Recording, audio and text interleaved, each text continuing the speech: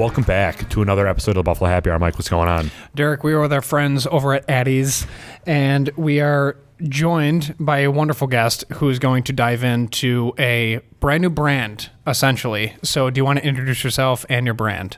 So my name is Araya. I'm born and raised Buffalo. So grew up here my whole life. I lived in Orange Park. I went to Albany for school with all the intentions of becoming law enforcement of some, type. Capacity. Mm-hmm. So went to Albany, came back to Buffalo to finish school. While I was in Buffalo, I got a side job working for Red Bull. So I worked for Red Bull for 4 years while I was in school. Those girls that walk around with the backpacks and hand out cans? I did. I drove the Mini Cooper. I never got in an accident with it. I was like one of the only people on my team that didn't have any accidents. Because we drove that thing everywhere. So there was a lot of room for error, but no accidents. It was all good. We got lots of fan waves and stuff like that. And when you're driving, people want to take pictures. So you're probably more prone to get into an accident. I know, because people are rubbernecking and stuff. No, it's a really cool looking car. But that was my entrance into working for food and beverage. I also worked as a server and a bartender for a long time too. So I had a little bit of that. I had a little bit of the industry experience from that, and then obviously the sales and marketing experience from Red Bull. So, can you tell us a little bit more about Canteen as a brand? Because I feel like there's a lot of people that may have seen it, but don't know kind of the backstory behind it. Canteen was born in Austin, where our founder, Brandon Kaysen, worked for Deep Eddy for a lot of years. So he was the chief marketing officer of Deep Eddy, one of the original people that worked for them.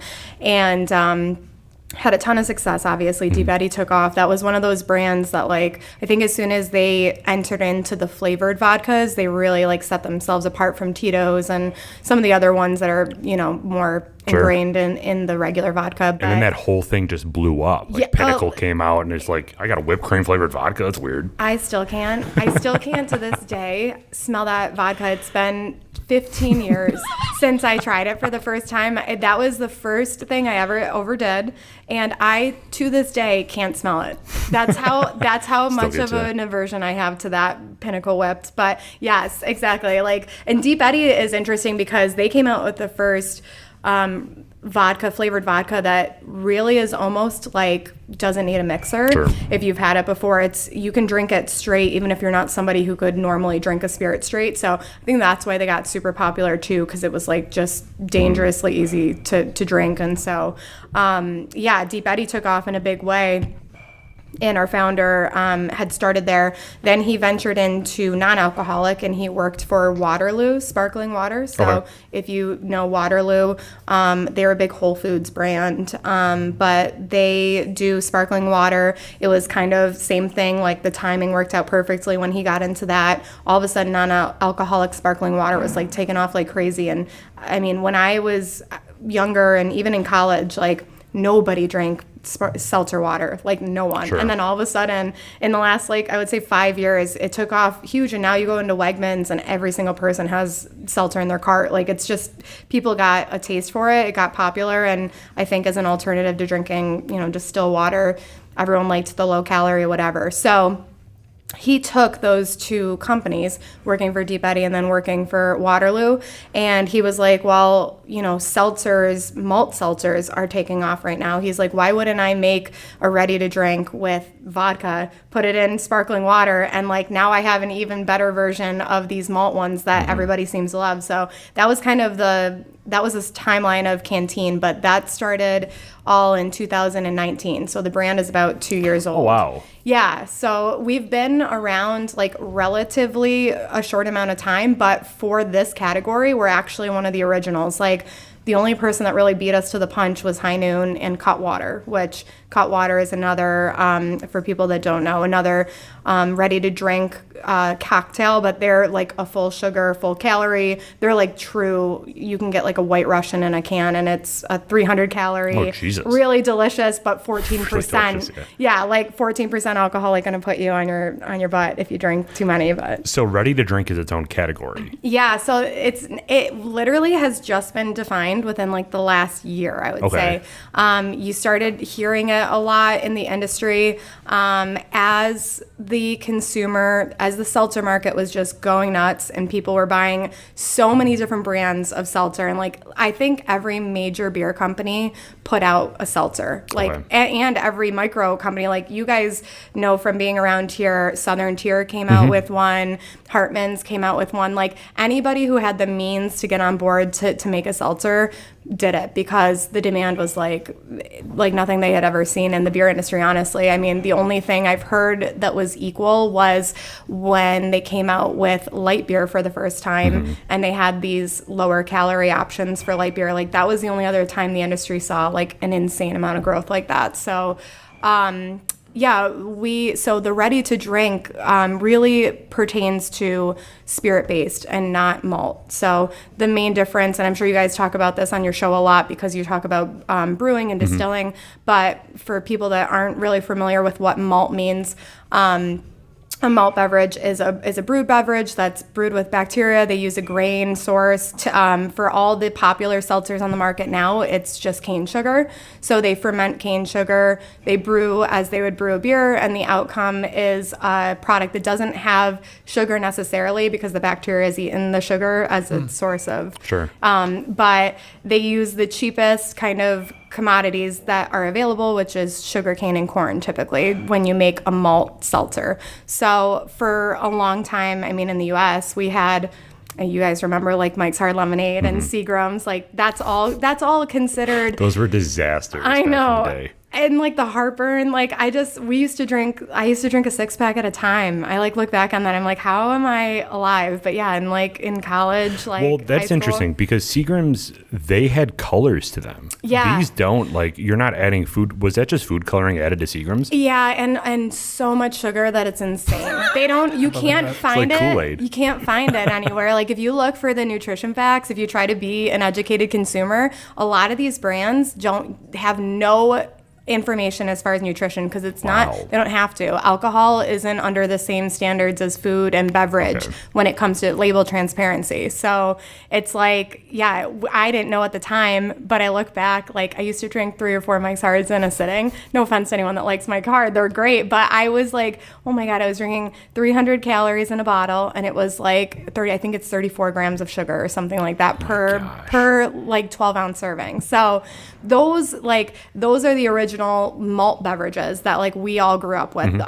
When I say we, I mean people older than like 25, because like all these kids now coming out of high school going into college, like they've gotten away with not having to drink crappy light beer or super sugary like alternatives, you know, or just insanity beverages like Four Locos. Yes. Those like literally just gambling with your life every time you go out to drink because you're like, I'm gonna drink this thing with 300 milligrams of caffeine and so much alcohol. But yeah, like so Seagram's and Mike's Hard were like the OGs before any of these low calorie options started. And so I guess you could consider them the first like ready to drinks that were available in the US because like Canada was a different situation. Canada forever has always had spirit seltzers available. So their Seagram's is made with Seagram's vodka in Canada. Gotcha. Where ours is a malt beverage, and it just has to do with where we can sell, spirits versus malt.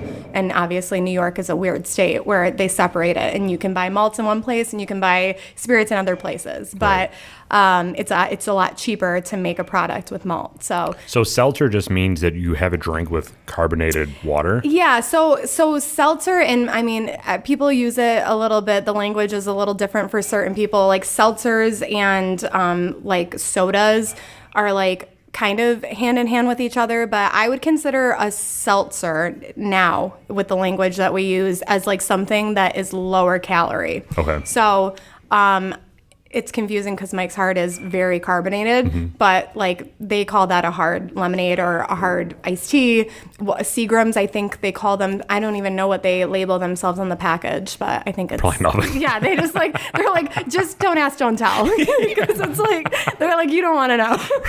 No, but We recommend drinking a half a can. yeah.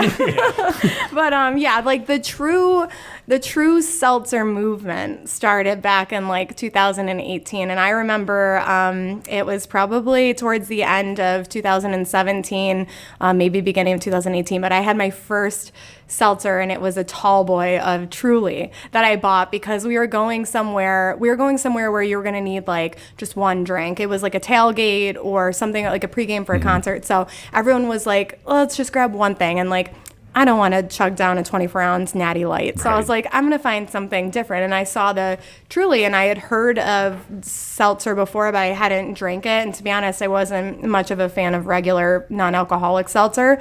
So I was like, I don't know if I'm going to like this, but I'll give it a go. So I had it.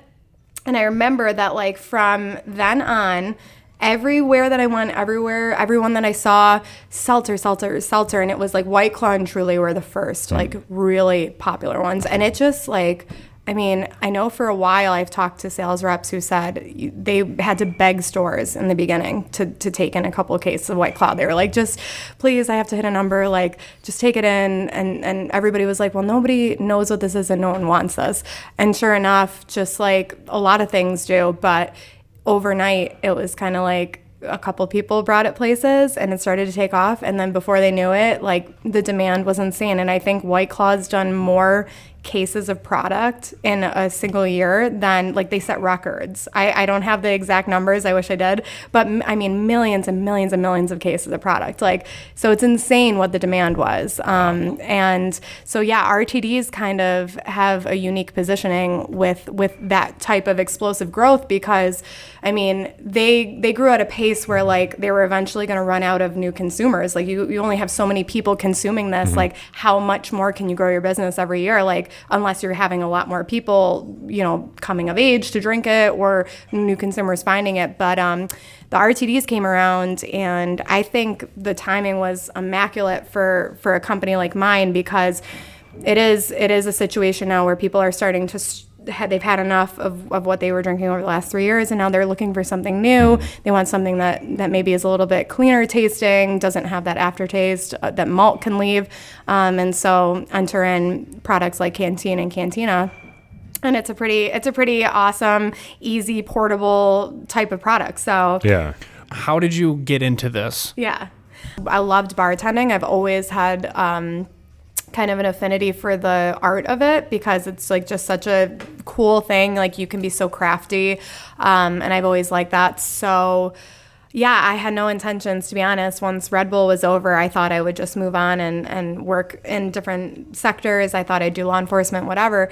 And fast forward a couple of years, I did. I went and I worked in different fields, social work and stuff like that. And I had a friend who worked in the beer industry, and she called me one day and was like, hey, I had someone offer me a job to work for a spiked seltzer company. And she's like, I'm happy where I'm at, but I told them that maybe you'd be interested. So that was how I got into the beverage industry. I worked for a company before this called Crook and Marker. They're ready to, kind of like a ready to drink as well, but on the malt side. So they did hard iced tea, hard lemonade. Aren't they like gluten free or something like that? Yeah, too? they're like organic, Sure. gluten free. So I worked for them for 2 years, and it was great. And it was, again, a really like interesting time to get into the industry because I didn't know like that there was a frenzy until I entered in, and it was like I saw what was going on around me, and I was like, oh my gosh, I just entered into like,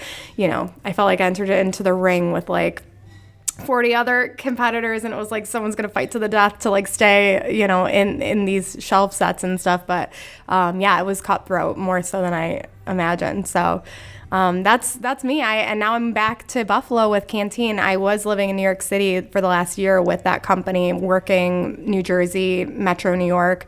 And then when Canteen came knocking, they told me they had an opportunity. They wanted somebody to go back to Buffalo that knew the city, that knew a little bit of the on-premise and stuff like that. And so it ended up being a great fit, and I was ready to come home, so it worked out. That's awesome. One thing that I find interesting, we've talked about this a little bit, just interviewing people in the industry.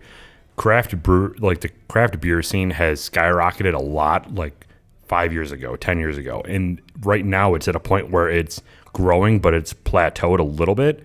Whereas now the craft spirits industry is really spiking. So would you say that that's probably the correlation between people moving from Truly's and the malt-based to going towards the spirit-based? Yeah, I feel like, it's so interesting, right? Because like every city has like its own little ecosystem of distilleries and breweries and stuff. And like, they like how much they really compete with each other. I'm not sure, because obviously there's people that would drink at, say a place like Southern Tier, like they get their Southern Tier Lake Fog IPA, and like they're not the type of people that would gravitate towards something like this. But, then again, I think that with the changeover from malt to like spirits and distilled products, I think that a little bit of it is quality, at least when speaking about seltzer. I can't say that about beer, because you can't do beer without malt. That's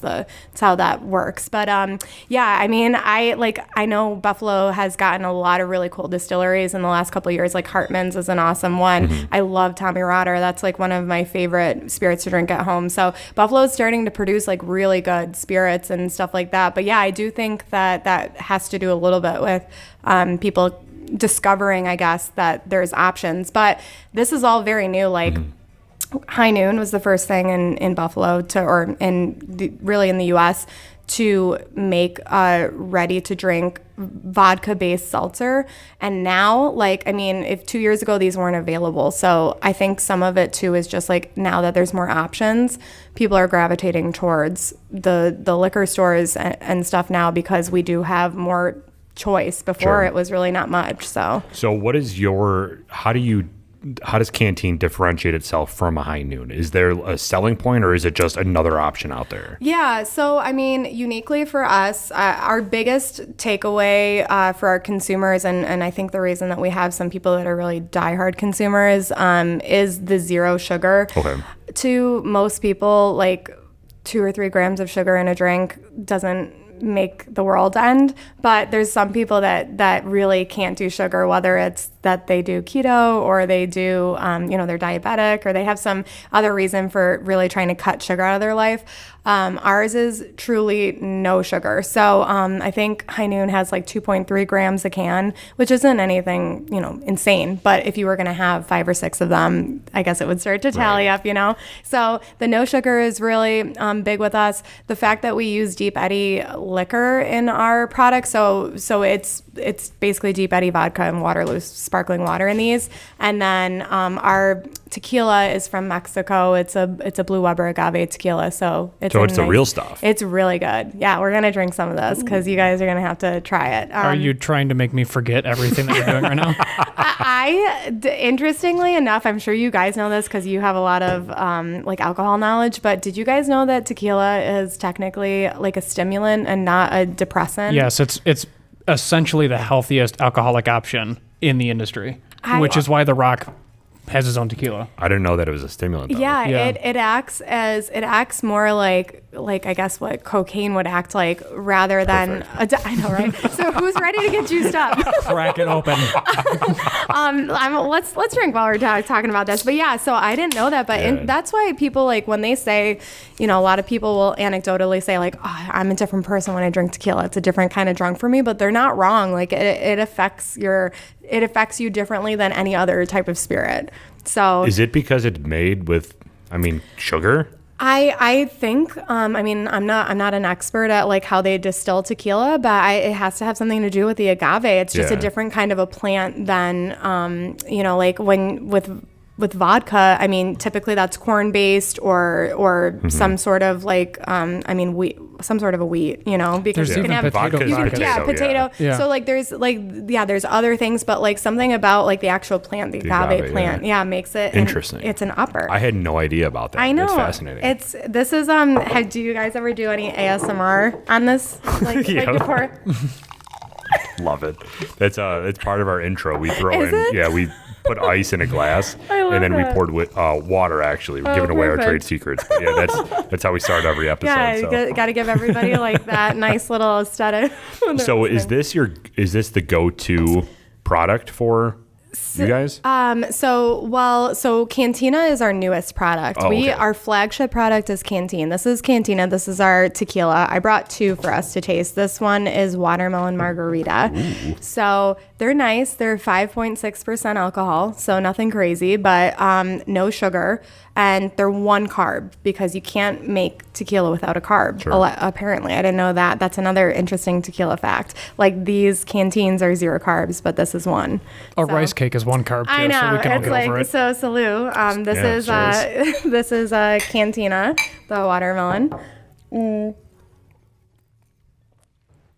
How do they get the flavors? Is it an extract or are they So making it with the fruit? when they distill, they use monk fruit during the distillation process to help keep like the integrity of the fruit flavors, but none of the sugar. Like there's no added fruit juice in it, so there's no actual like in this. There's no actual watermelon. okay. Yeah, they use like fruit essence basically during the distillation process, and then the monk fruit helps like to keep some of the fruit flavor without adding any sugar and without adding a lot of sweetness. Like it does have, in my opinion, this tastes a little bit like there's something more going on here than just tequila soda. Like you can taste 100%. a little bit extra flavor, almost a little bit of sweetness, but with it being 0 sugar, it's an awesome option for people that don't want to have something that's fully leaded. So I have a question. yeah. There's an ongoing discussion with Derek and I in regards to why whiskey over beer. Mm-hmm. But it leads into this because you and I know a lot of people. I'm actually one of them that's very cognizant about bloating after drinking or after eating. How does this work in regards to that afterwards? Because even after a couple seltzers, you still kind of feel a little bubbly. Yeah. If you crush like a Bud Probably Light because of the seltzer. maltiness of that. Right. So does that effect occur with this, or do you just burp all the time? I mean, I can only speak for me, but Yeah. I don't get that phenomenon, but I'm also not a fast drinker. I think a lot of times so not my proudest moment, but 2 weeks ago, I was in Syracuse for a bar event. I have a bar called Wolf's Beer Garden right next to Syracuse University. So there was a bunch of kids there. And when I say kids, I mean legal age 21 up. Okay. We were in a bar and it was Halloween. So I went, and this is my first bar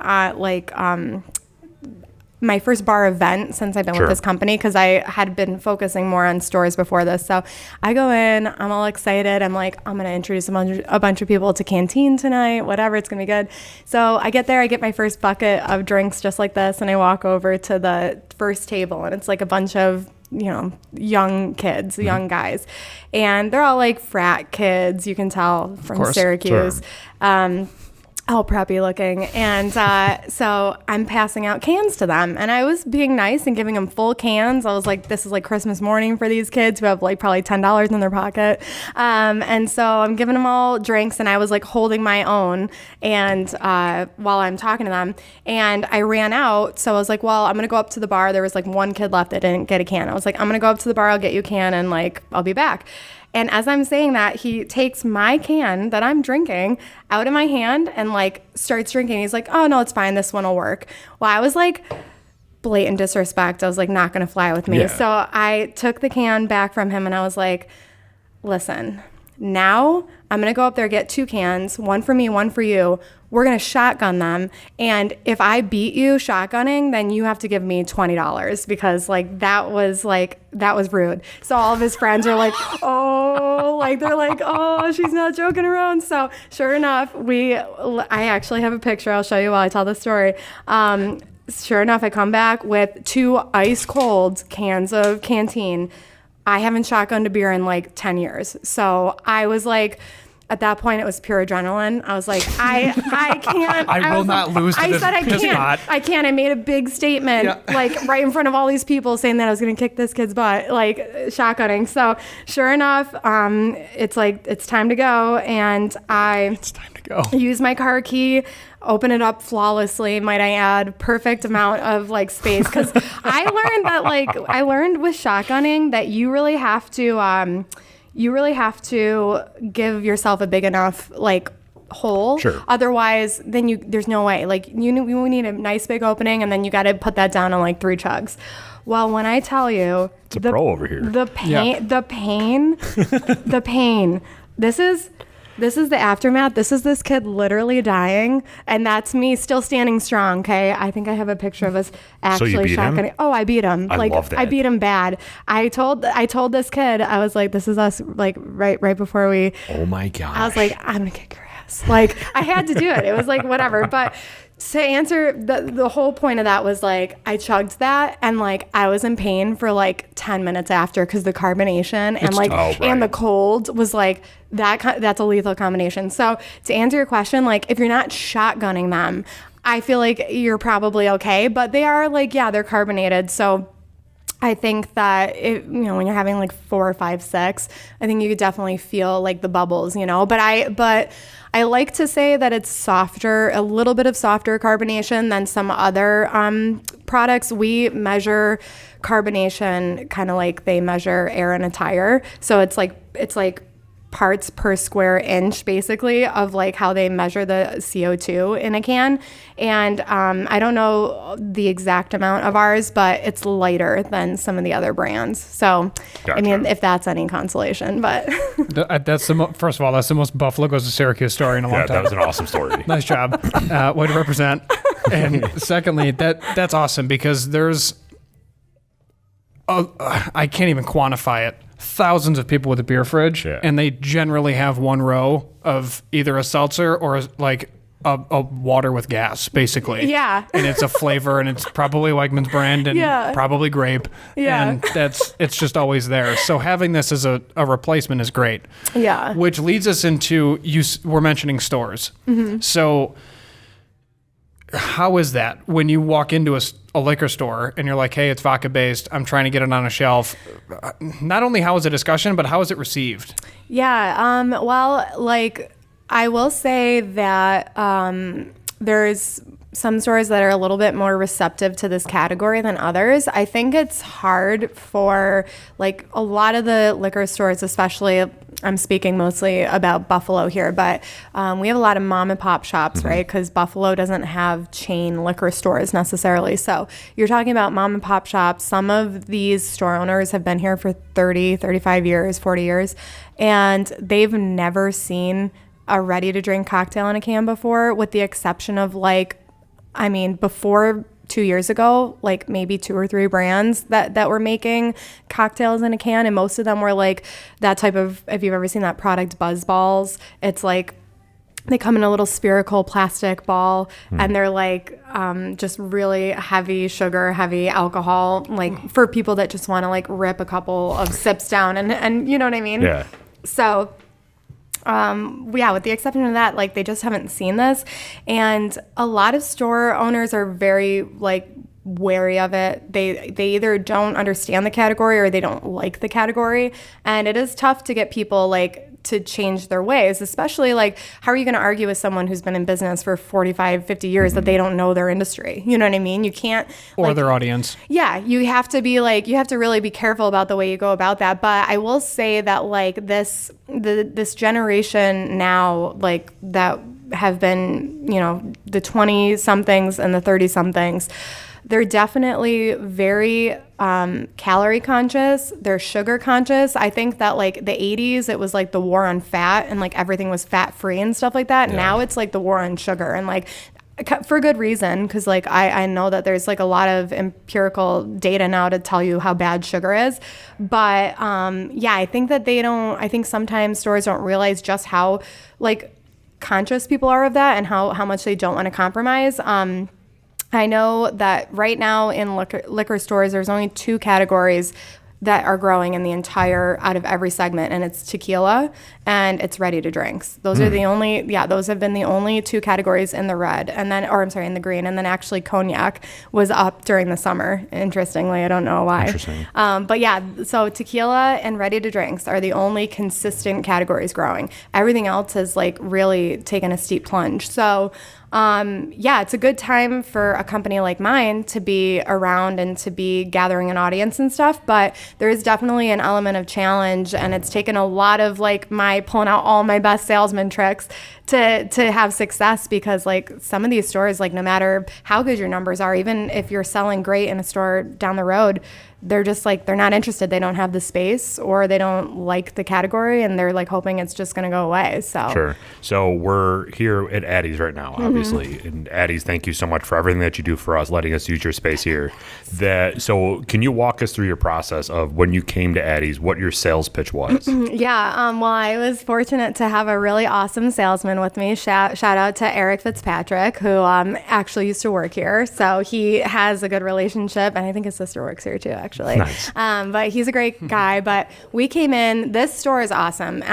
They are, obviously, they're one of the larger liquor stores, so they have a little bit more freedom, stuff like that. But I came in right before July 4th. We sold in a huge display. I think they took, it was like a 40 or 50 case display, which was like insane for me, because there's so many like really small stores that like that's a rare opportunity. But they took in those cases. We did a few tastings, and they're really receptive. Like they do really well with High Noon. So they knew that they had an audience buying that type of stuff. And then also Wegmans being next door definitely has also a demographic that just enjoys this type of a product. So so we came in here, and they are actually still to date they're my number one store in all of New York. Yeah, they've sold like 130 cases of product in just a couple of months. Oh my gosh. Yeah, and like for people that don't know industry lingo, like a case is the cardboard carrier that it comes in. So that actually means that they've sold 400 six-packs, because there's 4 six-packs to a case. So, so we've done like a ton of volume out of here, which tells you that there's definitely an audience for it. It's just like, really, of everything I've dealt with this job, the very hardest thing is getting people to switch up from their routine, because like, I think people are creatures of habit. And so it's like, it's really hard, like to get someone to come out of their comfort zone and try something new. Even if it's something that they can look at and probably guess that they'll like, to get them to pull the trigger to buy something that they've never tried before, like, is really tough. So the tastings, and like I do a lot of them here at Addie's, but that's been the thing that moved the needle the most, for sure. And it takes somebody to sell it. So I'm going to be 100% transparent with you. This is the first time I've ever had anything. Really? Yeah, I've never had anything like this before. Are you serious? This tastes to me, yeah, I know. I'm a beer and whiskey guy. I've been very, very set in my ways, but this is the first time I've ever tried anything like this. This one right here tastes, I had a bougie time in my life where I was drinking those Wegmans Seltzers. Yeah. Just like the sparkling water. Yeah. And this tastes exactly like this. I can't 100%. Taste the tequila at all. I know. This is dangerous. I know. Yeah, they're very much like, I try to tell people, if you like non-alcoholic seltzer, you're going to especially love this. Like it's even different than High Noon in that respect, because like High Noon has some juice in it. So it's a little bit of a different flavor profile. Like these are literally just like a sparkling water. Our very best flavor, very best selling flavor, I should say, is this black cherry. Which was the OG. This was like the very first one that they were like, we have to make a black cherry. I love cherry. We were just talking the other day on how much I love cherry in my drink. Derek gets real weird about black cherry things. Yeah? I love it. Yeah. There we go. Is that it? Let's go.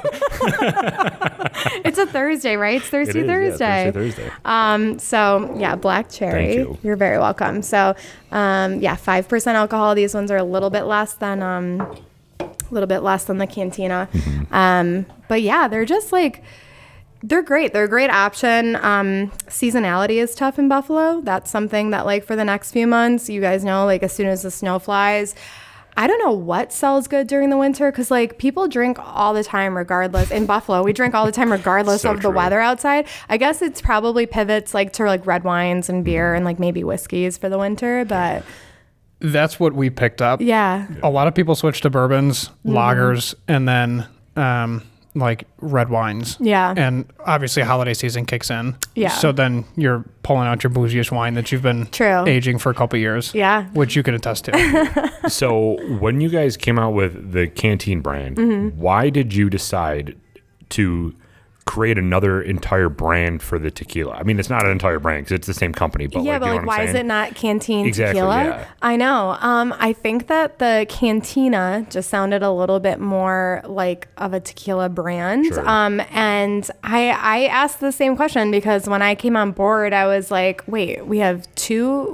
brands that we're selling, and they're like, well, yeah, same family but two brands. So technically, I mean, if you saw our packaging too, they really don't look alike. Like you wouldn't okay. you wouldn't know that they're the same family of brands. But they weren't really so concerned with us being like affiliated with each other. I think because they figured like tequila drinkers are going to gravitate towards this because it's in the tequila section. Canteen drinkers are going to gravitate towards this because they're looking for a vodka seltzer and it's going to be located next to High Noon. So like when we merchandise these, like it's never a big deal for them to be next to each other, Sure. if that makes sense. But yeah. Yeah. Is High Noon Dave Portnoy's thing that he did? Yes. Is that it? He helped like with the original funding of it. He got in early. So do you think that changed or helped you in the brand to be able to break through markets because they had this huge push from somebody that's super well known? Yeah, they definitely, I mean, I give credit where credit's due. High Noon paved the way, excuse me, for the liquor-based ready drinks for sure, because there was no reason to go to a liquor store to get seltzers before High Noon. Everything was at at consumers or at the grocery store. So yes to that, but I think, I mean, it's really interesting. I don't know how much, like, he definitely propelled that brand, into the target consumer market. But Sure. a lot of people don't know this. But High Noon is owned by Gallo, which is one of the largest wine companies in the world. They make barefoot wine. Okay. So they have, along with a lot of other brands, so they have a huge financial backing from a really established company. Sure. And a lot of them do, like Truly is Sam Adams. White Claw is Mark Anthony brands. Okay. So yeah, so there's like, and then obviously Coors Light has their own seltzer and Labatt has their own seltzer. So most of these companies have like a huge financial backing from another company, and like High Noon was never a startup. That was Gallo's creation from the get-go. Sure. Where Canteen is kind of like one of the only true startups. Cutwater started off as a startup as well in California. But yeah, we're a true small company. Like I think we have like 45 employees.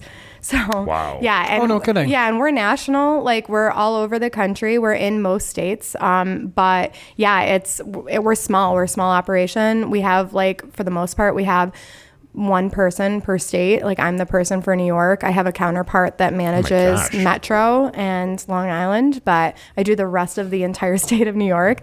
We have people that manage multiple states. So yeah, we're a startup like through and through. So it's interesting and it's different because you have to be a lot more creative with like your marketing because you drive or fly everywhere. I drive everywhere. I cannot even tell you how many miles. I think I bought a car last year and I think it has like 40,000 miles, and I just looked today because I'm up for an oil change. I'm like at 89,000 in just 1 year. Yeah, I drive everywhere. I spend a lot of time in Albany, a lot of time in Watertown. One of my best markets is Oswego, which like is funny because like they're small, but like They're have a a party great, town though, aren't a lot of college kids. Nothing there. Salmon fishing, like Yeah. people love to like booze and fish up there. Yeah, they do. They just had the salmon run a couple of weeks ago. So it's like, it's interesting. You never know where like something's gonna pop off, but like it does well in Oswego. And like now my main focus is like getting the home city to love the product. But it's just a slow process, and it's finding unique ways to market. Like before we were mic'd up, we were talking offline about like TikTok, but stuff like that, like that's where like brands can really catch on fire. Like if you have one thing that works and goes viral for whatever reason, Right. like, I mean, you can change the whole course of a product. So It's wild how that works. like overnight. Yeah. So again, I want to reiterate, I've never had something like this before, so I don't know if this is normal, but I can't taste any vodka in this either. I know. Is that typical, or is that something that you guys are intentionally doing? I mean, ours are honestly like, these are, so being 5% and then 5.6%, we call it the sessionability of a product. Take, for example, Cutwater, that other brand that I was talking about. They're also distributed by my distributor, Try It. They are like fully leaded cocktails. They make a tequila margarita that's 14% alcohol. Oh, wow. Yeah. So it's 12 or 14%, somewhere in there. So you have like one of those, you definitely are tasting the tequila, and you're definitely going to feel that can. Like as soon as you're done with it, you're going to have a head buzz for sure. So these are like what's great about these is that you're supposed to be able to go have 4 or 5, 6 of them, get a good buzz on, but like not feel like, you know, you're hammered after 1 or 2 drinks. And they're great too for like, the reason that they're popular in bars, I feel like, is number one, obviously the ease of opening a can instead of having to pour a vodka soda, but also the consistency. Like when you go to a bar for the first time, you never know what the pour is going to be like. So if you're somebody who's sensitive like I am to like, if you have like a little bit of a heavy pour, like you're gonna really feel it after 1 drink. What's nice about these is like, you know exactly what you're gonna get. So yeah, they're meant to be light and like easy to drink. And like to your point, if someone gave you that and like asked you what it was, you would probably just say it's like a seltzer water. That's what I'm tasting. I know. I wonder, and maybe you know this, but is the vodka industry feeling this movement that is going towards these type of seltzer drinks, because now people aren't going to the bar and ordering a vodka soda, they're ordering I forgot what you call it again, a ready to drink. Yeah, ready to drink RTD stuff. Are they feeling that? I want to say in the stores that they're feeling it a little bit more. On premises, bar owners, again, talking about changes in the industry and stuff, I think that they are still definitely, they still favor the bottles, because the margin that you make on a bottle is insane. I mean, it's way higher than what you can make on a ready to drink, even with great pricing, because like you think about it, you pay for a bottle in like 2 or 3 drinks, you know, and then the rest of that is profit for you, where these are a little bit different. But yeah, I mean, they definitely are. I think that they're great for high volume bars. Like that's where I really like to try to focus. Like I have both the bars next to the Bill Stadium, carry them. Wow. And like something like that is great. Like because you've got 40 people throwing money at you, like wanting it to get a fast drink. Like what's easier than this? No one has to change out the CO2 on the gun. Like you don't have to fuss with fruit, like anything like that. So yeah. It's awesome. How is distribution? Because you said the whole company is based in Texas. So is distribution out of Texas as well, or is that just headquarters? So that's where we produce. And then we have a couple of warehouses around the country. And from those major hubs, we send to our smaller distributor networks. But I think most people, well, I don't know if most people know this. I guess it's an industry thing. But we have a 3-tiered distributor system in the U.S. where you have a supplier, you have a distributor, and then you have the retailer. And like a supplier can't directly sell to a retailer, so you always go through a distributor. So even in like the smallest areas, like smallest towns, there's a distributor that anything that you get from the store, you're getting from a third-party distributor. So we have a lot of really tiny places in New York. Like I've worked with some distributors that only have like 14 liquor stores in like 3 counties. I was down in my distributor that's kind of towards Oneonta.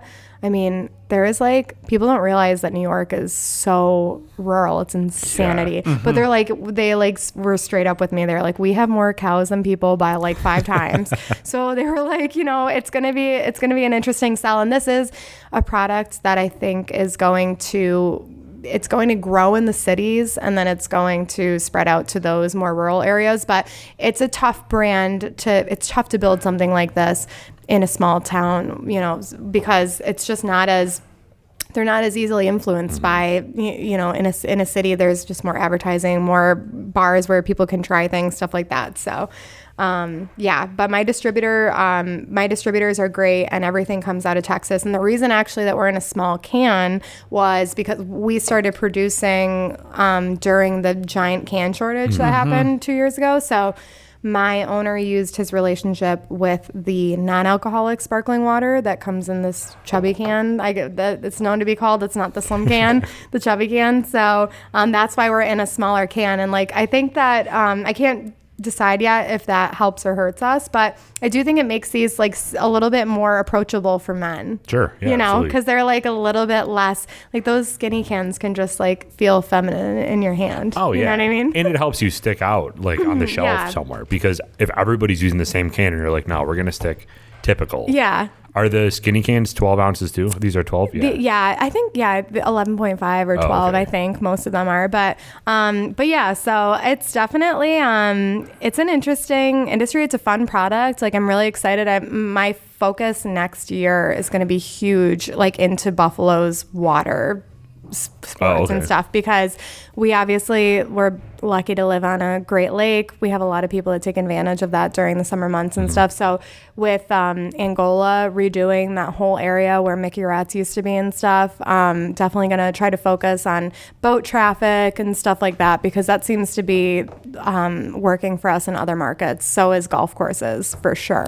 Oh yeah. Golf courses are like, you can do a ton of volume out of there, because everybody's like, this is a perfect thing to drink on a golf course. You're going to like stay hydrated too, because it's mostly water. Sure. So like, what more do you want? Yeah, that's what I tell myself about coffee, and then I almost pass out. Oh man. I know. Isn't that the truth? It's so depressing. This one was very good. The amount of cherry that you can taste, obviously it's called black cherry, but like this tastes like a very ripe cherry. I know, it's good, right? And I was never much of a black cherry fan, but if you had like a malt one, any of the malt black cherries, and you tried this, there'd be a super distinctive difference between the aftertaste. Oh, really? Because the malt ones just like leave a It's not flavor. even close. Yeah. Not even close. The black cherry and the malt ones is so overpowering. I hate black cherry flavored seltzers. Do you? really? I hate them. Oh, wow. I don't mind this at all because it's mellow compared to the others. Yeah. Very mellow. Yeah. This just goes down. Like Oh, yeah. the only lingering aftertaste is the taste of the cherry, but everything else just goes back. And it tastes like water. And it's cherry. Like it's a pleasant Yeah. aftertaste of cherry. It's not this overpowering bitter. Yeah. Like you just sucked on the skin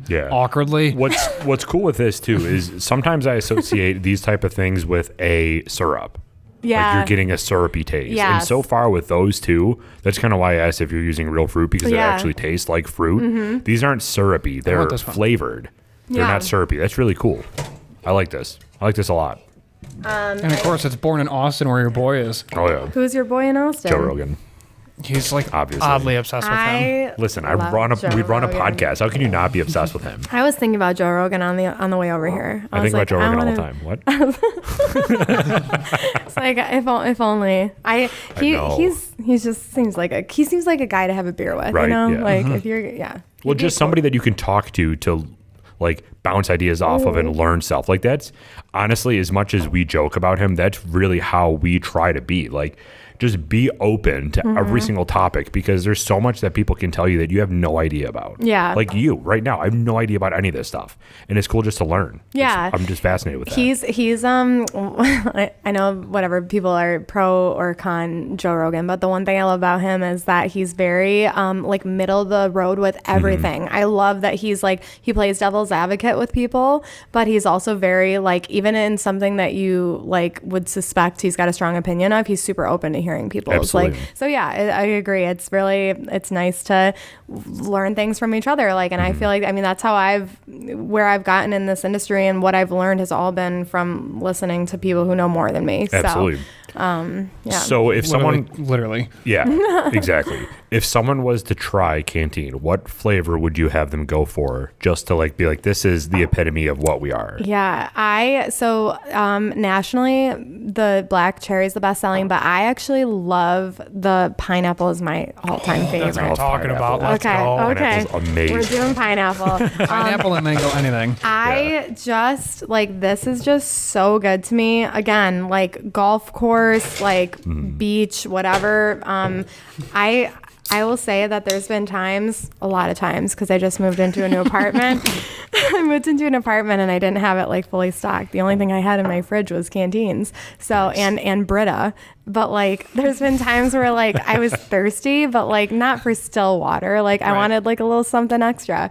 So I can't tell you how many times I've cracked a canteen at like 1 PM because I'm just like, I just need the flavor of something. But like, these are just they go down so easy. I'm telling you, like. If you pour this in someone's cup, there's no way that they're going to know that this is. I know. This is alcohol in it. They really like. It's nice. My last company that I worked for was one of the first that used stevia in their drinks. Shortly after Truly followed, like Truly Lemonade, Truly Fruit Punch. Like they came out with a bunch of stuff, iced tea. All of that now has stevia in it. My company was one of the first to do it, but you have to be able to like that artificial sweetener, even though stevia is the natural one. It has a distinct flavor, and like for a lot of people, it's just like too sweet. Sure. It's just like off-putting. So when I came, sorry, I just thought of something. Do you guys watch Between the Ferns? I have watched a few of them. He is hilarious. Ever seen that? No. With Zach Galifianakis? Oh my God, he's hilarious. His super awkward interviews? Yes, Yeah. there's one with Jennifer Lawrence where she's telling him, they're going like back and forth, and she's like makes a fat joke, and he says that that's off-putting, and she's like, you should be off-putting, like saying like Then he's fat. Yes. And I literally It's so just funny. I couldn't contain myself there. Sorry. She's best friends with Adele. I don't know. Is she? Yeah, because when Adele moved to LA, she wanted to meet somebody who was down to earth. Yeah. And then everyone in Hollywood's like, you need to I go could talk see to her. that. Yeah. So they're like legit best friends. She's That's so cool. She is hilarious, but yeah, Yeah. I couldn't get, as soon as that popped into my mind, I couldn't control myself. But yeah, so the stevia isn't for everyone. So when I came to this company, like what I was really, before I jumped ship, I was like, I have to love whatever this product is to leave my job and go to this company, because it is such a cutthroat industry and it's hard to survive. And like, if you don't really stand behind your product and don't enjoy it yourself, it's tough to sell. Yeah, it's So- going to show through. Like if you go into Drink that. what? Drink that right now. I did. Drink that. I did. You It was drank- good. you Yeah, drank it? I tried it already. It's good, right? Thoughts? Yeah, very good. I love pineapple. I love pineapple everything. It's fresh. Like, It's so good. Can you buy a 6-pack of just this? Yeah. That's what's nice. Yeah, we make 6-packs of all of our products. So There you go. I'll have a gift for you guys for having me tonight. Stop. Yeah. Stop it. Yeah. I know I'm sure, does your wife drink seltzers? Yeah. Yeah. She'll, and your fiance? Yep. Okay. Oh, so yeah. there we go. Yeah. We'll pick She's out gonna a love this flavor. interview. Yeah. I'll buy that all the time. Yeah. It's like, oh, and she's nice? Yes. But like it's tough to come into this industry in sales, like, and try to sell something to somebody who has heard it every single day, time and time again, multiple times a day. Like if you came in here to Lewis and Tyler and you're like, this is good, they're gonna be like, you don't like this.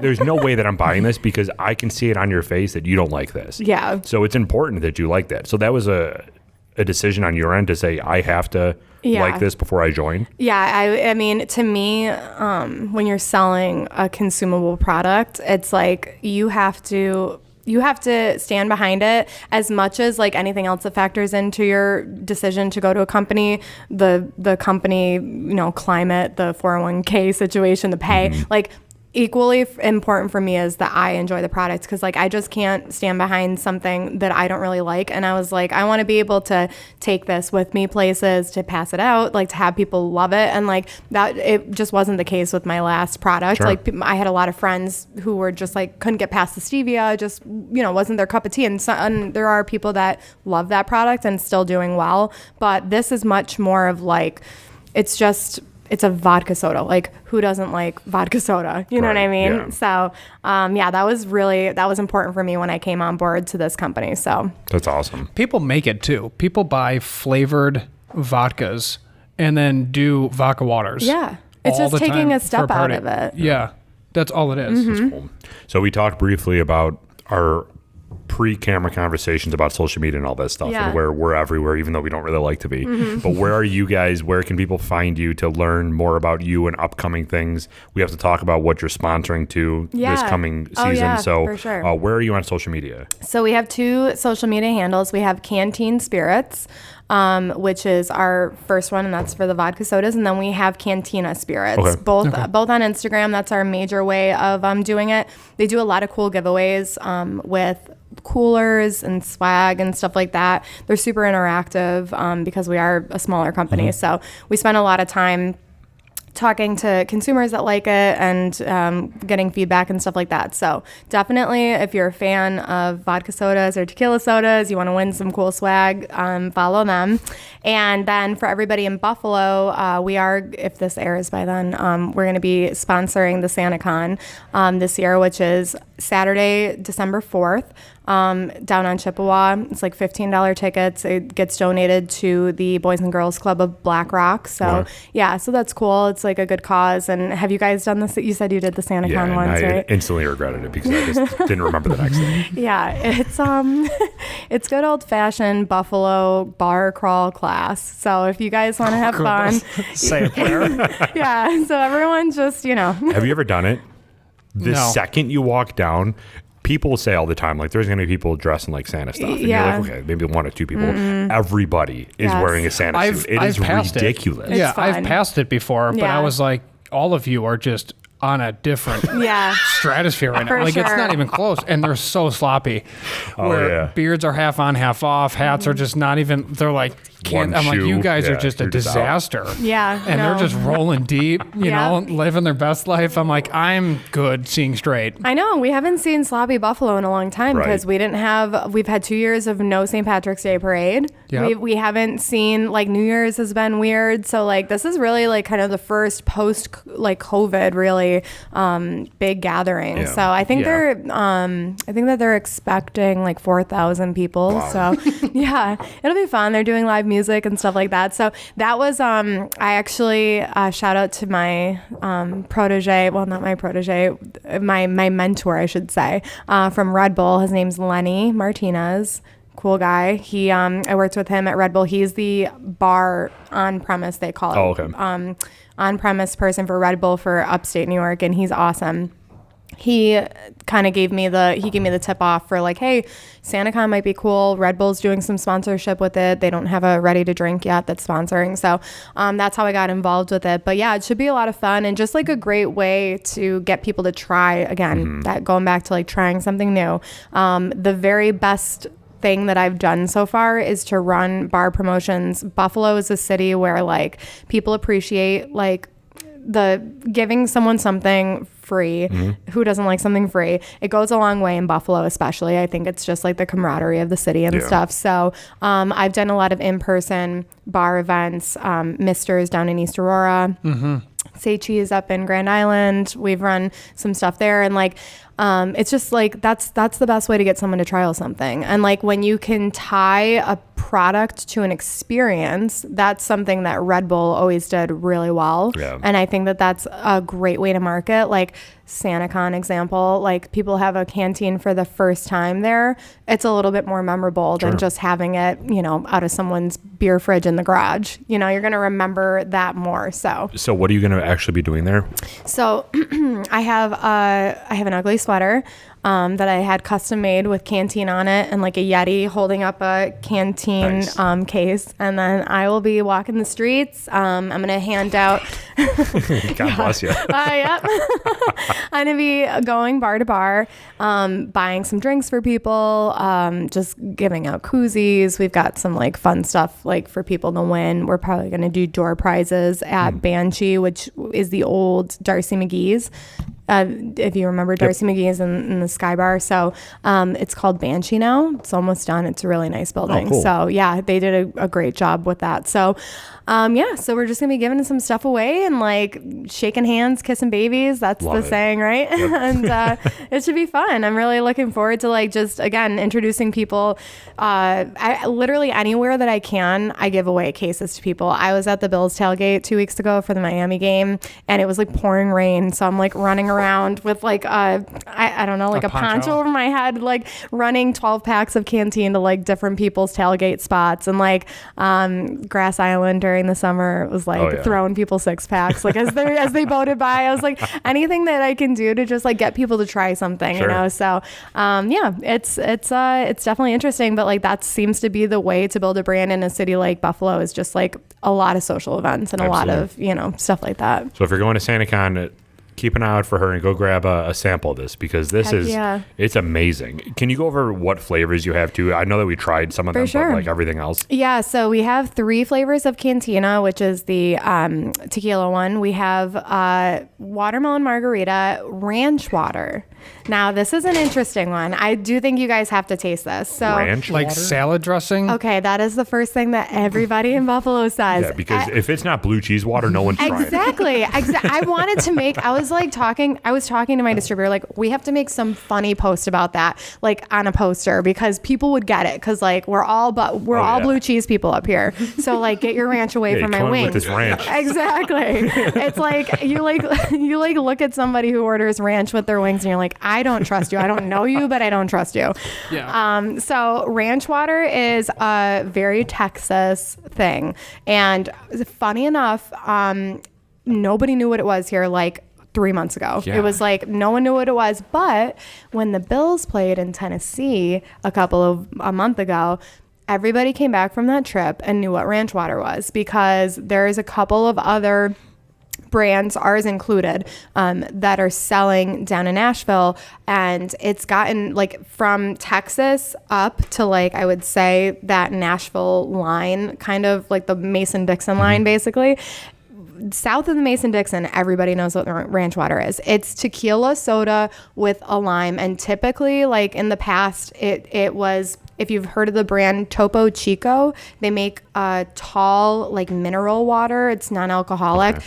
What they would do is like take this sparkling mineral water, you'd pour out a little bit, or you'd drink a little bit, and then you'd pour tequila right into the bottle.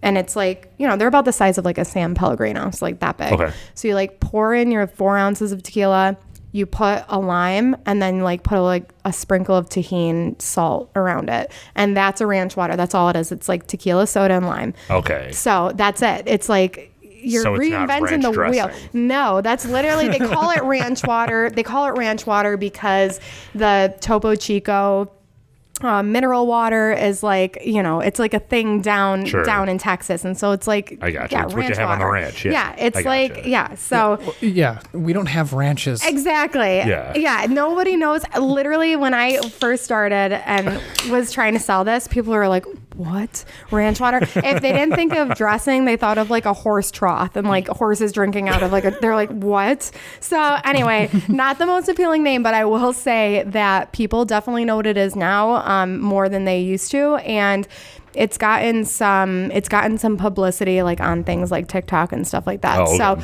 yeah, so this is the, like, I would say that this is the classic Cantina that we offer. It's just lime flavor, but smell this on the nose. There's tequila in there. Oh yeah, okay. No question about it. Like, yeah, not at all. Not for the faint of heart. Like, if you don't like tequila, the ranch water might not be your pick. You should probably stick to like Canteen. But yeah, you smell it. How does this do in Eden? Eden, New York? Yeah. I honestly don't. The only liquor store that I have down in that neck of the woods is Cheap Charlie's in Springville, and they sell it actually. And they were doing pretty good with it. But yeah. This one I can definitely taste the tequila, but I don't know if I can taste the tequila or just the flavor that I associate with like water and lime. Yeah. I'm a little tequila sensitive because I've had a couple of rough days with tequila. So I would say like it's not my first choice. And like you wouldn't catch me caught dead at a bar ordering like a tequila soda. It just wouldn't happen for me. So when I started with this company and I was like, I'm going to be selling tequila, I was like, I better pony up and start, drinking it again, because I need to be able to sell this, in a way that's convincing. So I actually enjoy it now. My favorite one though, like the ranch water is good. My favorite is the watermelon margarita. That one is very good. Probably because it's like a little less tequila for it, I think. But yeah, this one does great. And like, I mean, it's good. Like for a canned cocktail, like something something that you can just like grab and go. If you like tequila, or if you like margaritas but don't want to do sugar, it's definitely a good product. So this makes me want to eat a taco. Yeah. Just sell it a deep sell taco. So my next, I'll tell you guys, Zena, I'm coming for you at Casa Azul. She's opening a new. Have you guys had Casa Azul before?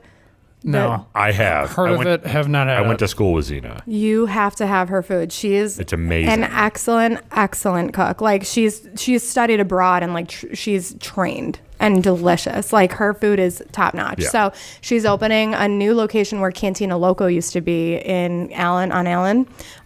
So I'm coming for you, Sienna. I got to get this into Cantina or so to Casa Azul. But yeah, like paired with a margarita, paired with a taco. This is like the margarita kind of pairing that you want, but without the sugar. So.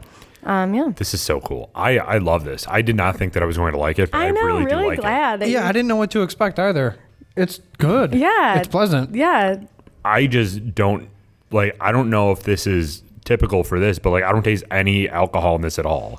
And this, I can feel like I can just get destroyed off of this stuff. These are meant to like smash, and I like that. It's really cool. Chill out, dude. Goodness gracious. I'm gonna drink up on the way home. No, I'm just kidding. I know. I got a red light on transit. I'm at least here for 45 seconds. It's a Wegman Seltzer officer. No, this is really cool though. I do like these a lot. If you were gonna try one more, I'd have to have you try our most unique flavor, which is the Canteen cucumber mint.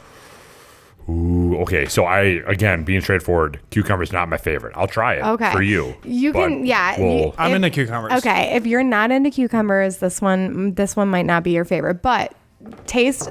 What's impressive is that this isn't a cucumber, because when you taste this, you're gonna be like, wow, I feel like I just drank like a liquid cucumber. Okay. So I've never had actually, I don't mind cucumber water. I just can't eat cucumber. Okay. Do you remember the first time you had a cucumber water? Yeah, it was like at a hotel or something like that. Do you? I feel like the same thing. I think I was in like the lobby of a Marriott. I was at Cafe Aroma on Bryan and Ashland. Yeah. And I was like, babe, there's a cucumber in my water. And she's like, yeah, it's cucumber water. I was like, you've had this before? And she goes, yeah, just drink it. I'm like, because it's always lemon. Always lemon. So I tried it and I go, okay. And then I immediately fell in love. But I'm super curious. Let's open it. Let's do this. Cucumber to me is a very overpowering taste. And people will look at me very weird when I say that. But if I have a cucumber in my salad, I can taste it for like the next year. Are you serious? Yeah, I'm just not a big fan of it. Is that genetic? I don't know. Oh, don't start with that conversation, because then he'll go off the rails with his sister. Well, right now. you know how cilantro is like, if it tastes soapy to you, it's genetic or whatever. Maybe super heightened awareness. But of I will cucumber. say, cucumber is a little bit down, but mint is all the way up for me. Mint is one of my favorite why flavors. mint? Why did you combine mint? I don't know. It's like Who do we talk to? It's super refreshing. Like if I could name this drink, I would call it like a spa water, because it's like it literally tastes like you're about to lay back and get like a good 60-minute massage. No, it's very cucumbery. I'll say that. It is. It is very cucumbery, very very minty. Honestly, get your schnoz like right in there. Yeah.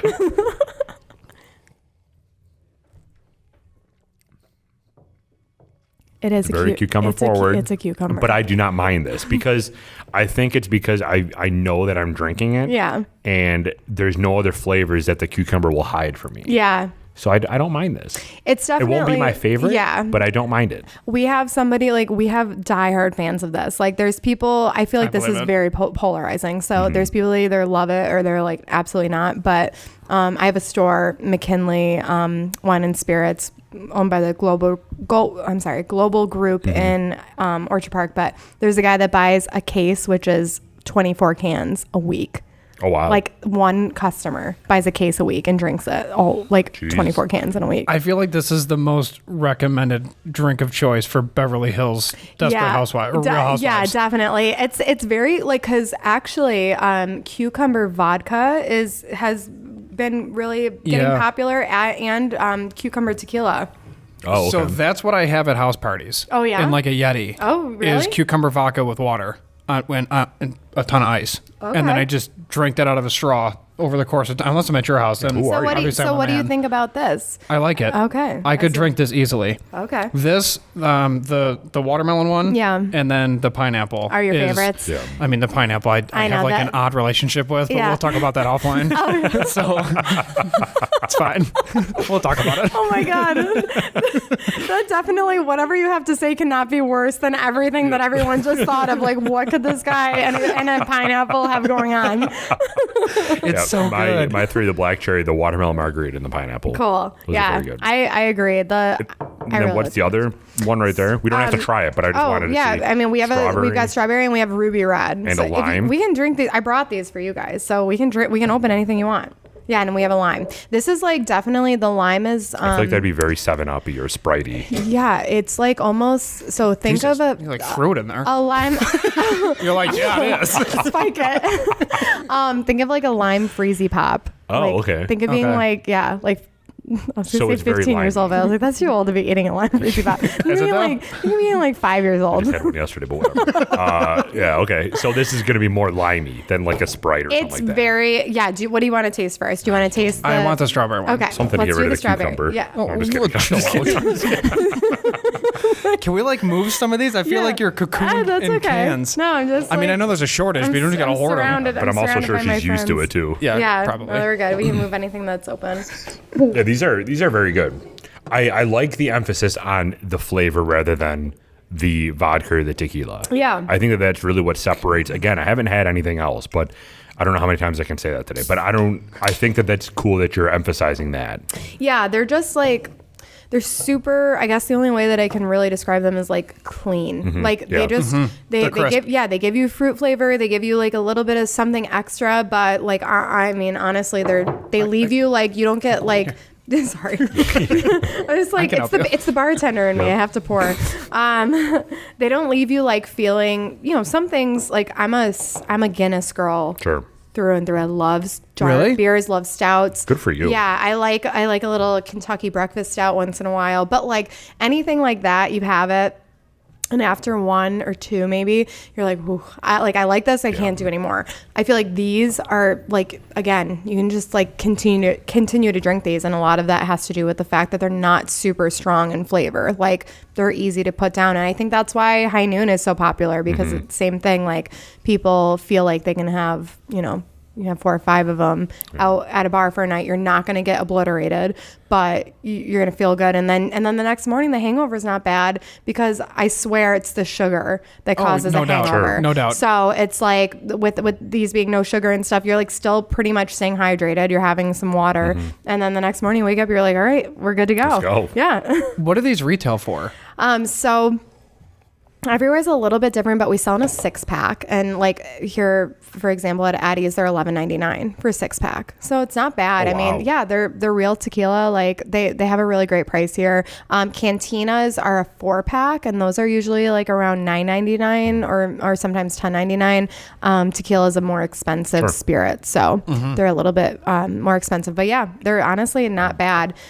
The strawberry is love pretty. strawberry. Do you? Yeah. It's pleasant. Yeah, it's light. It is light. Yeah. It's perfumey, like in a good way. Yeah, This you is get very the good. essence, Yeah. the essence of the strawberry. So strawberry kicks one of those out. Okay. Probably, maybe, I don't know. The Black cucumber. cherry? Well, No, like cucumber my wasn't three even in the favorite, race. I was gonna No, say. pineapple, black cherry, and the watermelon margarita. Yeah. I think this might kick out the black cherry, which is shocking. Oh, For me. wow. That is It also just shows you how much I love the pineapple that's too. an overturn. Yeah. The pineapple is delicious. We got to move on because I'm going Okay. to get all excited. This is Ruby Red, my least favorite Okay. because Why? I don't like just grapefruit has never been my thing. I don't know. Grapefruit's tough. Yeah, it's just like I, for some reason, on the palate, feel like grapefruit is very bitter. I've had some times where it's not. This one, so when we started Canteen, we actually used to brew it with white grapefruit when they first started, and it did have actual white grapefruit in the distilling process. Oh, and okay. then, yeah, the end result was no juice, but they did do white grapefruit. then they figured out that Ruby Red is a little bit more grapefruit forward, and it's got a little bit of a sweeter aftertaste than the white grapefruit. Was like a little more sour, a little more bitter. Sure. So anyway, this is the newer formulation, which is what's available now in stores, but it's Ruby Red. And if you give that a sniff, like, it's undoubtedly grapefruit. It's going to be interesting to taste this without sugar. What? Do you remember when you were younger at home and you had I don't know if you had this, but you had a half of a grapefruit, and when you had half of a grapefruit, you would put a little sugar on it to cut how like bitter. off-putting I feel like bitter, yeah. It's going to be interesting to taste this without that sugar. The first time I saw grapefruit, I was a senior in high school. The first time you saw one, like, with your eyes? Correct. Because, listen. Were you homeschooled? No. That, like, we weren't, like, I moved in with a friend. Okay. To finish high school. Their whole house was very healthy compared to my previous environment. Okay. He was eating a grapefruit with a spoon, and I said, hey, what are you doing? Like, you need to educate me on They make that. grapefruit spoons. Did you know that? Unfortunately. They're triangle serrated spoons. They're awesome. So my friend tells me this is a grapefruit, and he looked at me the same way you just did. Like, why are you alive? Like, what is wrong with you? And that was an experience. I've never seen a grapefruit before, and then it was the same thing. I smelled one, and I go, I'm good. I tried a little bit of his. I said, I'm good. And then I moved on. I stuck to like kiwi, bananas, apples, normal things, pears. Like, I can fit in my hand. Yeah. Not a dual fist thing. I know. Smelled this, and it brought me back to 2009, I know. 2010. It's highly grapefruit scented and flavored. And this but is your it's not- least favorite.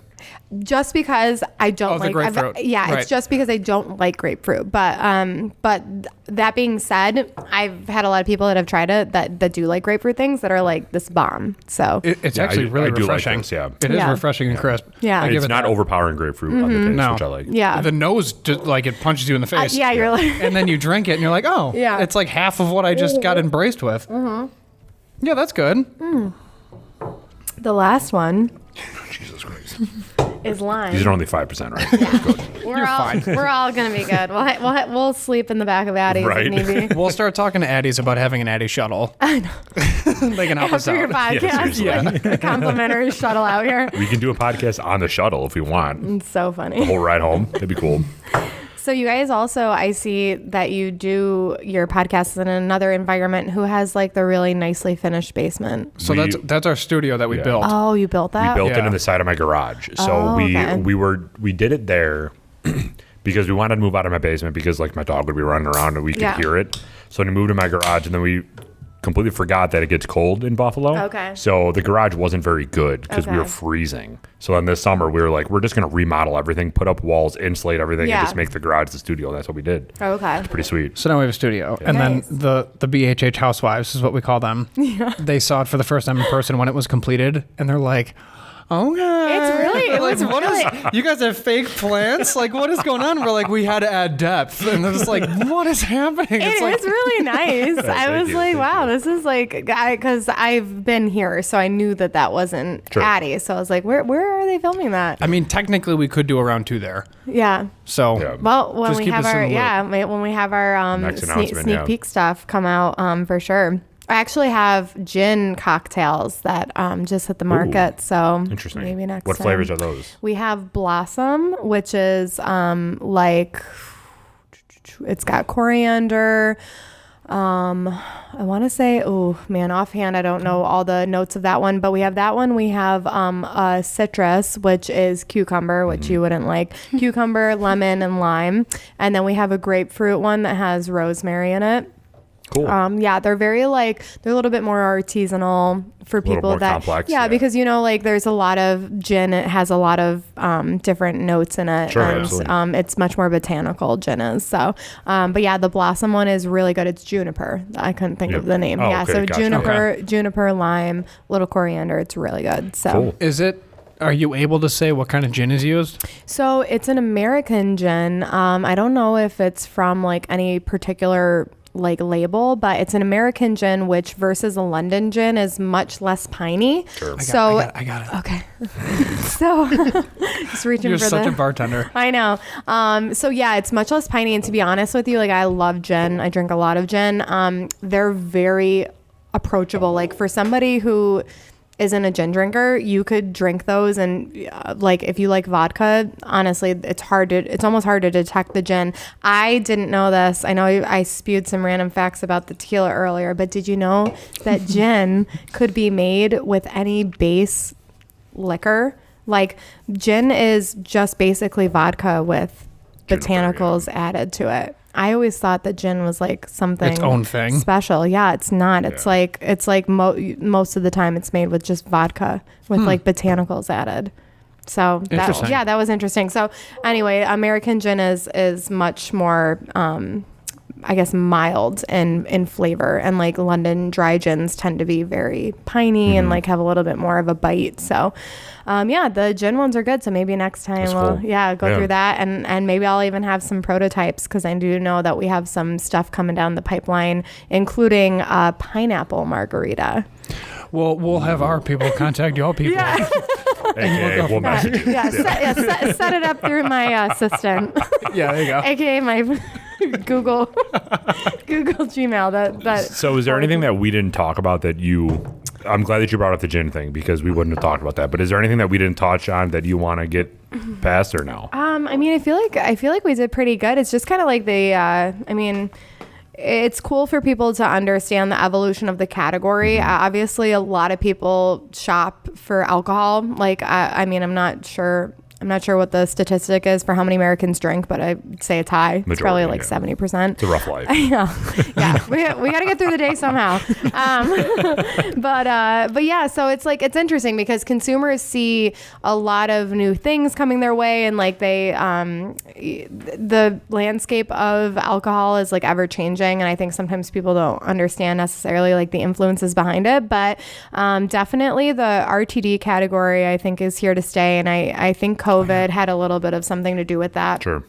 Just the ease, the accessibility, the what we call touch points when you go to a bar and get a vodka soda. Because like that, I would say that's the number one, I guess you would call it like, I don't know if you call it an objection, but people ask like, why would I bring in a product like this when I could just make a vodka soda? Sure.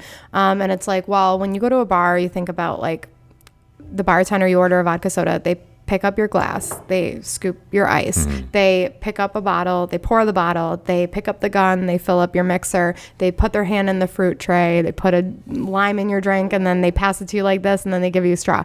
Like, how many times has like your drink been touched in that process? And like, I mean, if you're not a germaphobe, then maybe it doesn't matter at all to you. And like the places that we've all probably drank in Buffalo, I think everybody is immune to like anything that would ever be would ever be. But for some people, they're like, I would like less contact with everything. I don't want people like just like touching everything. So that's a benefit of something like this, where it's like you take a can opener, you open it, and like it's good, and you're done. And it's consistency, right? Like you know what you're getting every time you crack one of those open. It's gonna taste the same no matter what. Like, it's gonna be the same alcohol content. Exactly. You know how many you can handle. Exactly. Yeah. So like we're like we said before, like you get a bartender that's got a generous pour, and like you're on the floor after two drinks. Yeah. So, but yeah. Last question for you for Texas side of things. How large is your facility in Texas? Do you know? So they built a facility that literally just opened 3 months ago.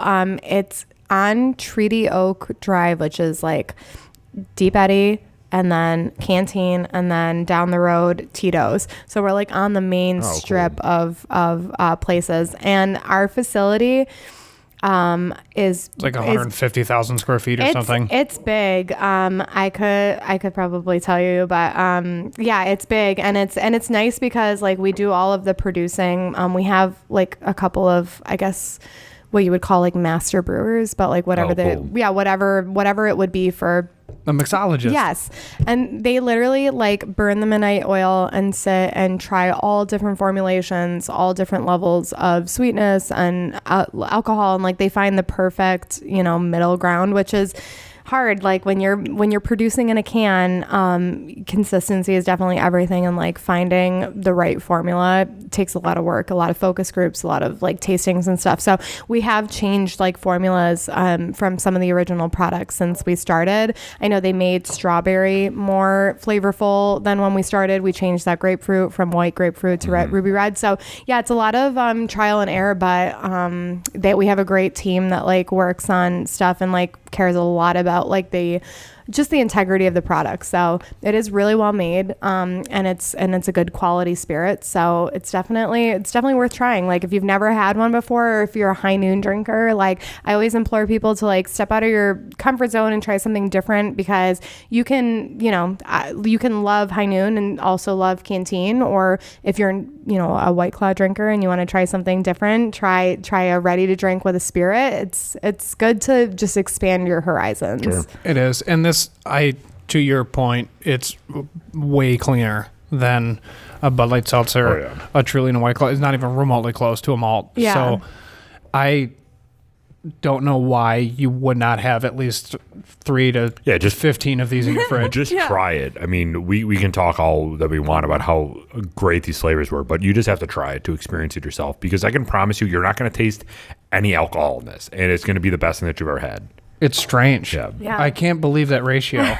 Honestly, it's really good because you don't get hit in the face with booze.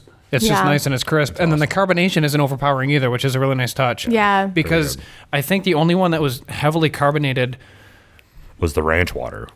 Well, but the black cherry was obviously different from the tequila one. Yeah. And then I was like, oh, okay, like, yes, it's still a seltzer, but it dissipated so quick that it then became smooth and crisp and clean, and then that overtook the carbonation aspect of it, and you're like, oh, damn, like, that's actually really pleasant. Yeah, temperature, too, seems to, help. Well, the colder the product, the more, I think, the more prevalent the carbonation is. That might just be anecdotal from, like, my own experience, but when things are really cold, like, the carbonation seems to be a little bit stronger for some reason. And then, like, when it comes to cold, but, a little bit less chilled, it seems to help. But I agree with you. I mean, they're definitely carbonated. So some people, like, if people tell me that they don't like carbonation, I'm just honest with them that, like, you're probably not going to like this product because it's carbonated, but yeah, they're awesome. And like, I think next summer, I hope everybody like looks out for Canteen and Cantina. We're going to be doing a lot. I'm going to be bopping all around Buffalo.